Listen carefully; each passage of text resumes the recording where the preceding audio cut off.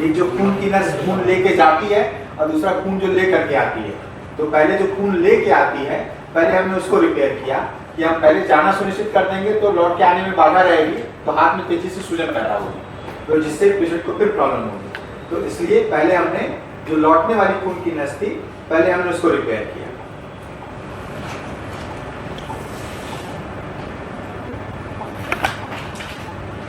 ये नस उस तरीके से उतना तेज ब्लीड नहीं मारती क्योंकि ये लौटे हुए खून को लेके आ रही है।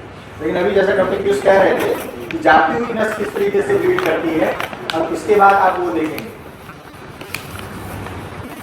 सर ये क्या केस था, इनका परिचय देते हुए जैसा बताएंगे। छतवारा निवासी हमारे साथ गणेश जी जो हमारे पेशेंट थे, इनका आज से 6 दिन पहले एक दुर्घटनावश, चूँकि ये शटरिंग स्लाइडिंग इस तरीके का प्लम्बिंग का काम करते हैं बाई पेशे से, तो एक दुर्घटनावश अचानक इनके हाथ पे एक बड़ा शीशे का टुकड़ा, एक शार्प टुकड़ा गिरा, जिसके कारण कोहनी के पास से पूरा हाथ सिरे से कट गया।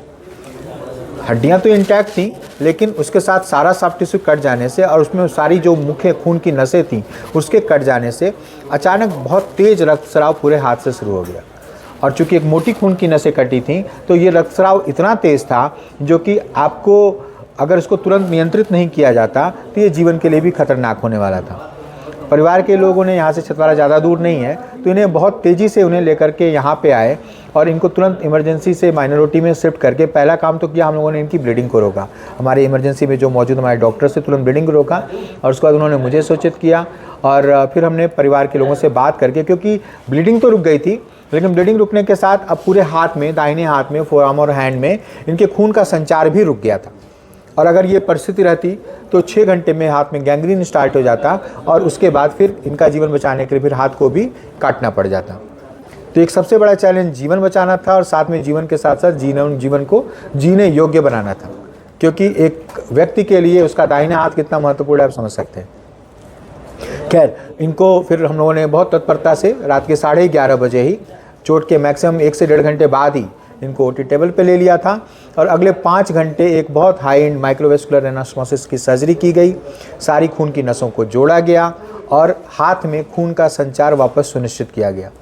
हाथ में जब खून का प्रवाह वापस रिस्टोर हो गया तो फिर हम लोग अगले जो ओवरनाइट एक सर्जरी चली थी जिसमें सवेरे के लगभग 5 बज गए हम लोगों को, रात 11 बजे से लेकर के, तो इस तरीके से 5 ओवरनाइट की सर्जरी में हम लोगों ने इनके हाथ को वापस बचाने में सफलता पाई और अगले 5 दिन में अब इनका हाथ भी पूरी तरह ठीक है।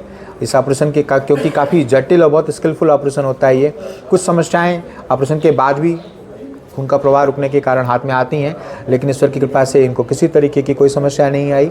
इनका हाथ पूरी तरीके से सुरक्षित रहा और आज 6ठा दिन है और ये पूरी तरह स्वस्थ होकर के अपने हाथ के साथ वापस घर जाने को तैयार है।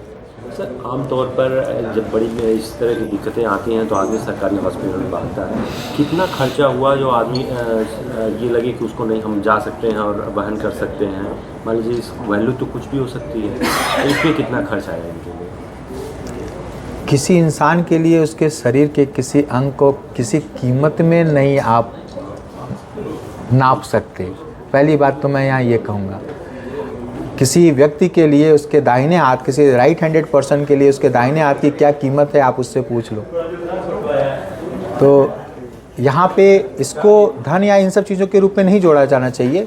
यहाँ पे आप धन तो जीवन में कभी भी अर्जित कर सकते हैं, वहाँ पे आपको वो जगह चुननी चाहिए जहाँ पे उस तरीके की सुविधाएं और व्यवस्थाएं हों। तो कितने डॉक्टरों ने मिलकर इस ऑपरेशन किया? हम 3 डॉक्टर्स थे और साथ में हमारे ओटी के हमारे 5 स्टाफ थे, जिनके साथ ये 8 हमारे साथियों ने। और साथ में मैं यहाँ एक चीज़ और कहूँगा, अपने साथी आजमगढ़ के एक सबसे जो अच्छे तरीके से सर्जिकल आइटम्स को वो रखते हैं, हमारे मित्र नगेंद्र पालीवाल जी, जिनका पालीवाल फार्मा रन करता है। रात भर वो दौड़ते रहे और जो भी आवश्यक सूचर्स ज़रूरत थे इस सर्जरी के लिए वो ला करके अपनी दुकान से देते रहे। तो मैं उनका आभारी हूँ, क्योंकि इस सर्जरी में वो सर्जिकल टीम के हिस्सा नहीं थे, लेकिन सर्जरी से बाहर रहते हुए उन्होंने ऑपरेशन से संबंधित जो भी इम्पॉर्टेंट सूचर मटेरियल थे और सारी चीज़ें थी उसकी उपलब्धता तुरंत वो सुनिश्चित करते रहे ताकि हम लोग का ऑपरेशन निर्बाध तरीके से चल सका। कितना कॉम्प्लिकेटेड था सर उस समय जब आए ये? तो कैसा लग रहा था, क्या कितना बचाया जा सकता है? देखिए, रिस्क तो पूरे थे और हमने गणेश जी से भी बात की, हमने परिवार के सदस्यों से भी बात की कि अगर हम सफल नहीं होते हैं तो संभवतः हाथ में गैंग्रीन हो जाएगा और हाथ वैसे भी चला जाएगा। और दूसरी बात जो थी वो तो ये तो तय ही थी कि अगर हम प्रयास नहीं करेंगे तो ऐसा होना ही होना है, तो हमें प्रयास करना चाहिए, बाकी ईश्वर तय करेंगे। और परिवार के और गणेश जी के सहमत के साथ, क्योंकि हम लोगों के पास कोई ऑप्शन नहीं था इसके अलावा कि हम कोशिश करें, और हमने कोशिश की और ईश्वर ने सहयोग किया। पूर्वांचल में पहला ऑपरेशन है। संभवतः माइक्रोवेस्कुलर एनास्टोमोसिस सर्जरी आमतौर पे पूर्वांचल में नहीं होती, तो संभवतः ये शायद पूर्वांचल की पहली सर्जरी होगी। ठीक है। आप क्या काम करते हैं, कैसे करना है? स्लाइडिंग का काम हो रहा था, लेबर का काम करते हैं।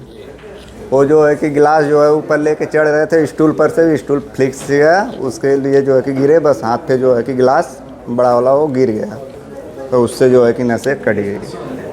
और उसको पकड़ करके तुरंत जो है कि लेके आए यहाँ पर, तो यहाँ जो है कि तुरंत ब्लड रोका गया। ब्लड रोकने के बाद डॉक्टर साहब को बुलाया गया, फिर आए डॉक्टर साहब, फिर देखें, परिवार से भी अपने से बात किए, परिवार वाले भी खुश हुए कि चलो ठीक है, वहाँ जाएंगे तब भी, यहाँ जाएंगे तब भी बात एक ही है। इससे अच्छा है कि वहाँ जाने से पहले यहीं देख लेते हैं। यहाँ जो है कि ऑपरेशन हुआ 5 साढ़े 5 घंटा जो भी हुआ होगा, जब तक ऑपरेशन हुआ तब तक पूरे होशो-हवास से अपना ऑपरेशन देखा। पूरा होशो हवास में अपना ऑपरेशन कैसे कैसे हो रहा था हमने पूरा देखा। अब आप बेहतर महसूस कर रहे हैं? आज आपका डिस्चार्ज में आज अभी तो कोई हमें दिक्कत नहीं महसूस हो रही है इस समय। तो आप फिर से काम पे लौट जाएंगे, 1 डेढ़ महीना लगेगा? हाँ, 1 डेढ़ महीने सर बता रहे हैं कि 1 डेढ़ महीने में फिर काम पे लौट जाएंगे। कैसा महसूस कर रहे हैं डॉक्टर साहब को? क्या तो अभी तो महसूस ये हो रहा है कि हाथ हिल रहा है, सब कुछ हो रहा है, तो हम कर लेंगे। हमें तो ये लग रहा है कि अब हम कर लेंगे। मनो सब कुछ अगर सही है, अभी मुट्ठी भी बन रही है पूरा, ये भी नहीं कि आधा बन रही, थोड़ा दिक्कत है, पूरी बन रही है।